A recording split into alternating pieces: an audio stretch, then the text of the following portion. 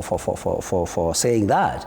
So, well, we have not seen any of this implemented. I have not seen any effort to, of course, bring around the office of the official leader of opposition.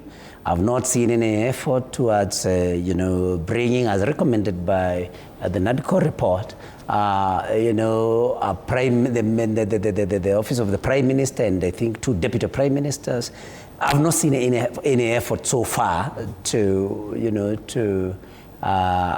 implement the recommendations by this particular report. Mm-hmm. And so we will be watching. We do not want to condemn, something before we have seen mm-hmm. what it can do. So I think it's a good thing to have. It's a good thing that UDA says they want to meet ODM and of course look at the implementation of this particular report. Mm-hmm. But then Kenya is bigger than that faction of UDA led by William Ruto and that faction of mm-hmm. UDA led by Oburu Odinga. So it's something that for me, that should involve all Kenyans. It's something that we should, who sits on the table where implementation of the recommendations of this particular committee mm-hmm. Are debated and a plan on how to implement them, laid on the table. Mm-hmm. So I think there should be inclusivity. It should not be just about UDA and ODM. Mm-hmm. Yes. So they should broaden it. They should broaden I'm interested, you mentioned that it is not in the interest of the president to have a free and fair elections, and you have reasons. I would love to, maybe you to outline these reasons that you think is really against having a free and fair election. Because of course, if we get a free and fair election, then he's going to lose. And of course, he doesn't want to. What are the reasons? No precedent. Yes, of course.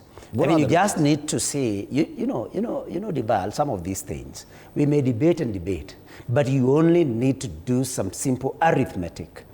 Where did President Ruto draw his votes from?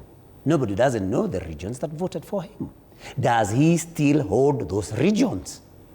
That is something that, you don't even have to be, even to understand politics. It's simple arithmetic, that he doesn't have the support of the people who supported him, who voted for him.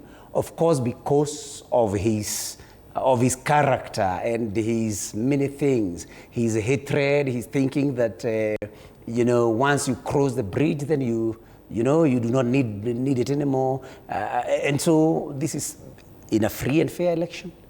If where he drew his votes is where we know, then he has no chance of winning. That's why I said it is in his interest. But it's not really the collectively the whole entire Mount Kenya region. I've not even mentioned. There isn't, of course, inroads that we saw, and him going to Nyeri, paints a very different picture altogether. Thank you very much, and I'm feeling a bit uncomfortable because I can say Mheshimiwa here has not contributed, but anyway, it's to manage. No, I just wanted to think about it, then come to her. When you talk about his incursion of Mount Kenya, I wish you would just know what is happening on the ground, because anybody who in Mount Kenya, about 95% mm-hmm. of ordinary wananchi who attend his rallies, his meetings, are paid. They are paid to attend. You don't have any confirmable facts on that? Of course, Dibal, you have been analyzing politics for a long time. I challenge William Ruto to hold an impromptu rally in any center in Mount Kenya and tell me how many people will turn up. Not organized rallies. For us, we hold impromptu rallies. If you want to know whether Mount Kenya has gone back to Ruto, just, mm-hmm. tell Ruto, make an impromptu rally, somewhere like a place like Keno, and see how many people will be there to attend his rallies. Okay. So I am confident when I say that all the numbers you see are normally paid to do that. And we even know how much is paid per attendee. So that is something that we can debate and debate and debate. But there is no incursion that he has made in Mount Kenya. That is just a matter of perception. Let me come to Lachi on this as well.